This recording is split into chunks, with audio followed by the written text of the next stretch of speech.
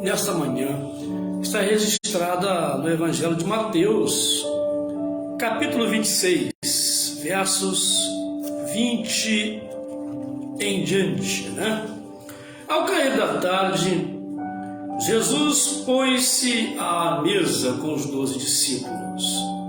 E enquanto comiam, Jesus disse: em verdade, vos digo que um de vós há de me trair.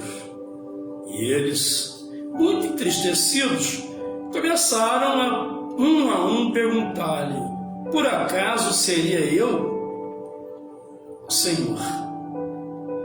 Jesus respondeu: o que põe a mão no prato, esse há de me trair. O Filho do Homem vai como está escrito a seu respeito, mas ai daquele por quem o Filho do Homem está sendo traído. Melhor seria para ele nunca tivesse nascido. Então Judas, que o traía, perguntou: por acaso sou eu, mestre? E Jesus respondeu: você acabou de dizer isto. Queridos, o maior fracasso da história da humanidade. Se nós fôssemos trazer aqui, buscarmos na história exemplos de fracassos, nós encontraríamos grandes nomes, grandes personagens, tanto da história quanto da Bíblia, que incorreram aos mais terríveis fracassos. Pessoas que começaram bem, disse que mais importante que começar bem é você terminar bem. Mas muitos começaram realmente bem, tiveram um início apoteótico, mas infelizmente acabaram maculando as suas imagens, enlameando-se, emporcalhando-se nas mais diferentes maldades e escândalos, e infelizmente acabaram por macular. Deixaram de ser guardiães da virtude e das honras para serem, na verdade, vasos de desonra. A Bíblia diz que há vasos de honra e vasos de desonra. Jesus, certa feita, disse: se a luz que há em ti se tornar trevas, quão grandes serão tais trevas? Já no outro momento, Jesus disse que nós somos sal da terra, e Jesus falou: se o sal se tornar insípido, para que serve, a não ser para ser lançado fora e pisado pelos homens? Quantas pessoas são pisadas, achincalhadas, humilhadas, tornaram-se objeto de escárnio, porque decaíram muito rapidamente de uma posição de honra, de uma posição de vantagem, para uma posição de desonra. Poderia mencionar aqui, por exemplo, Saul. O rei Saul começa numa situação vantajosa e honrada, e Saul cometeu tantos escândalos e tantos erros na sua vida, que a Bíblia diz que chegou num ponto que Deus não falava mais com ele, nem por Urim, nem por Tumim, nem por profeta, nem por sonho, nem por revelação. Deus silenciou-se totalmente em relação a Saul. Nunca mais falou com Saul, a ponto de Saul chegar ao suicídio. O próprio rei Davi, que o sucedera, o homem segundo o coração de Deus, também acabou maculando a sua imagem com um problema, com um erro, com um pecado que ele cometeu.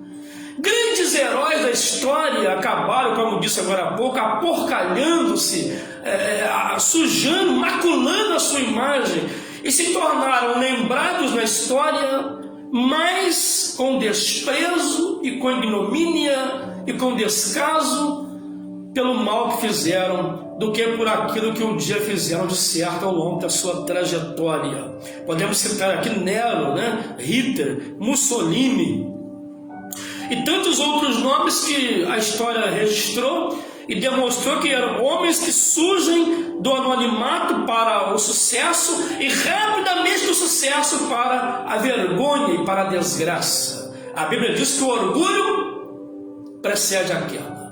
E aqui nós temos o caso de Judas. Eu citei aqui alguns casos de fracasso, mas eu diria que o caso de Judas é o caso mais emblemático.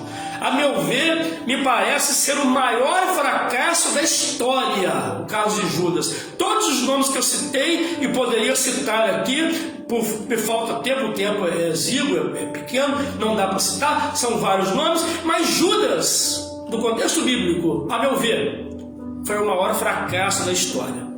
Primeiro porque ele foi o maior fracasso da história. Primeiro porque Judas teve a maior oportunidade que o ser humano tem.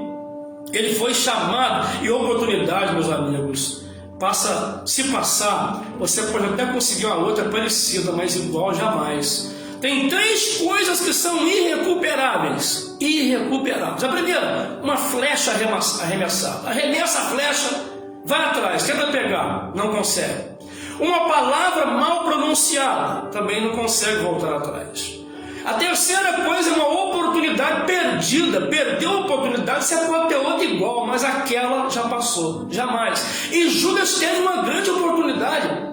A oportunidade de ser apóstolo após uma noite de oração, direcionado pela vontade do Pai, pertencendo ao grupo íntimo dos apóstolos de Jesus.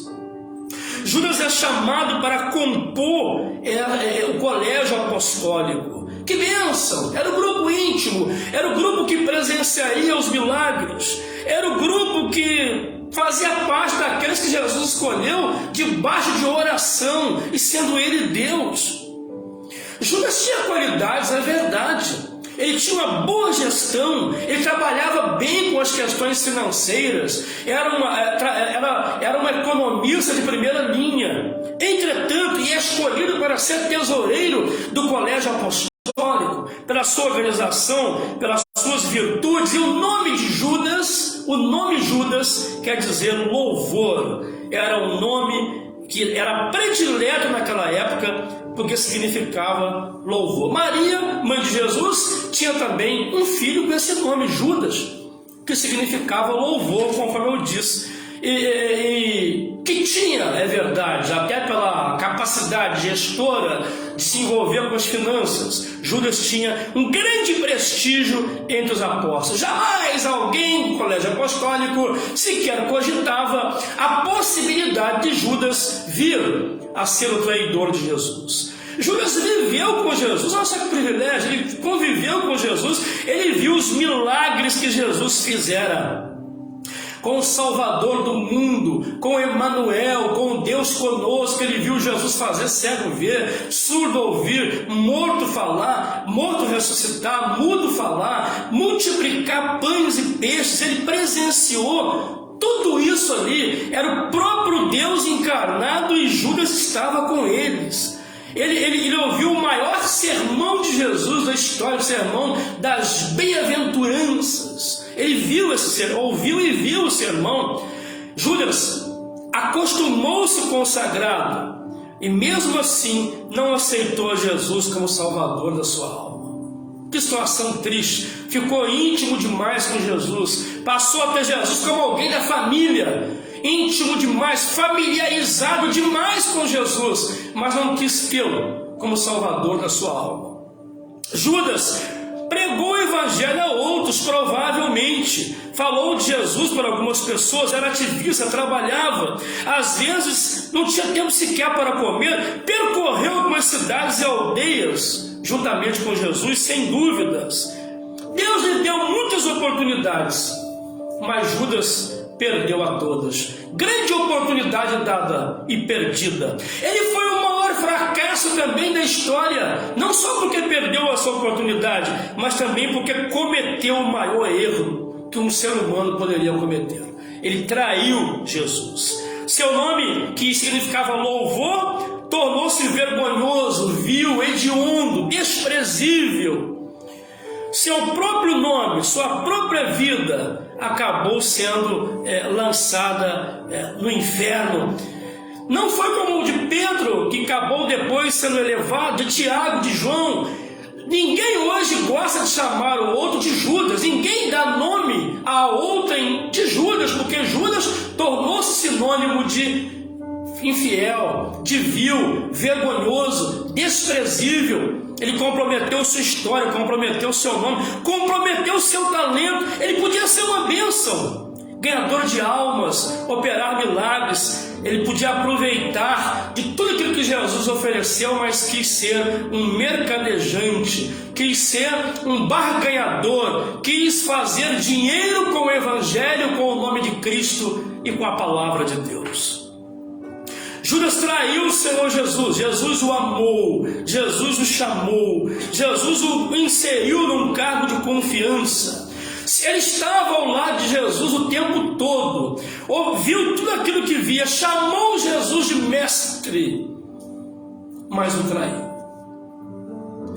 Muitas vezes nós estamos preocupados com quem está lá fora, e às vezes quem nos decepciona, quem nos trai, até porque o inimigo nós já nos armamos, nós já nos reservamos em relação ao inimigo, mas em relação ao amigo nós nunca temos reserva. E as nossas decepções e frustrações, elas vêm muitas vezes daqueles que estão no nosso ciclo íntimo. Por isso que a palavra de Deus diz que Jesus é um amigo, é o nosso melhor amigo, e que maldito o varão que confia no braço da carne, que confia no homem.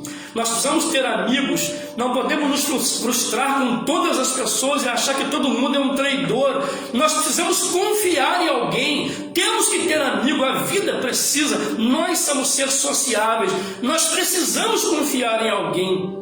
Mas a nossa confiança maior deve estar sempre em Deus. Jesus oportunizou a Judas aquela chance de ser o gestor do colégio apostólico e de ver todos aqueles milagres que Judas viu. E no entanto, Judas acabou traindo Jesus. Mas ele foi o maior fracasso, minha hora está terminando, ele foi o maior fracasso também porque ele recusou a maior oferta. Qual era a maior oferta? O perdão.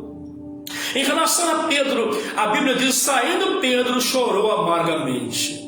O mesmo verbo é usado em relação a Judas. Saindo Judas foi enforcar-se. Ou seja, Judas não buscou o perdão de Deus. Consciência pesada, o diabo colocou na mente dele: você traiu. Ele mesmo disse: eu pequei traindo o sangue inocente. O diabo falou: você traiu, é o fim da linha, acabou, não dá para consertar, você está perdido agora. Vê se você tem coragem, pelo menos para dar cabo da sua própria vida. Os suicídios muitas vezes ocorrem por aí, as pessoas vão perdendo oportunidades. Então, o tempo todo com Jesus ali, Jesus convencendo do pecado, Jesus abençoando, Jesus abrindo portas, dando oportunidade de perdão. A Bíblia diz que quem encobre o pecado não prospera, mas quem confessa e deixa alcança misericórdia. Mas pastor, o pecado é pecado de estimação. Eu gosto de ver uma pornografia, eu sou preso a uma pornografia. Eu gosto, por exemplo, de fornicar, eu gosto de adulterar, eu gosto de mentir, eu gosto de fazer fofocas, eu não aguento, eu não consigo me safar, me livrar desse problema, porque o meu pecado é um pecado de estimação. Mas a Bíblia diz que onde abundou o pecado, superabundou a graça. Querido, a graça não se assenta sobre o pecado. Para a graça poder abundar, o pecado tem que ser retirado, o pecado tem que ser perdoado, tem que ser arrancado. O Filho de Deus se manifestou para tirar o pecado do mundo, o pecado tem que ser removido. Aonde o pecado domina, a graça não vai se assentar sobre o pecado, ela não vai ser complacente com o pecado. O pecado tem que ser removido. O salário do pecado é a morte. Mas a vida eterna é um dom gratuito de Deus. Se você quer vencer, quer erguer a cabeça, quer viver uma vida de sucesso, quer ter a garantia da vida eterna, abandone o pecado hoje mesmo, santificai-vos hoje, e amanhã o Senhor fará maravilhas no meio de vós. Sem santidade ninguém verá o Senhor. Volte à obediência e você será um sucesso nessa vida e terá a vida eterna com o Senhor garantida. Deus te abençoe nessa manhã.